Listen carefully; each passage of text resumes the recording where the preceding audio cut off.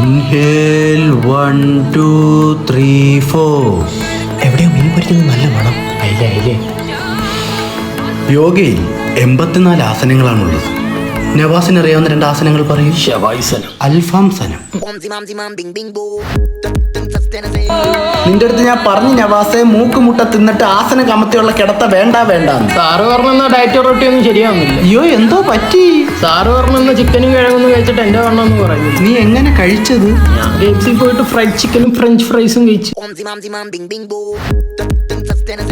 കാര്യം sir basmati rice കഴിക്കാൻ പറയാൻ ഇല്ലേ, ഡെയിലി മന്തി വാങ്ങിച്ചു തന്നെ.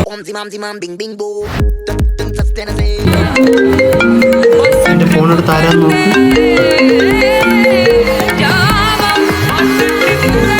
സാറേ കുക്കിരി. കുക്കിരി? ആരുടെ കുക്കിരി? എടാ KU ഗിരി.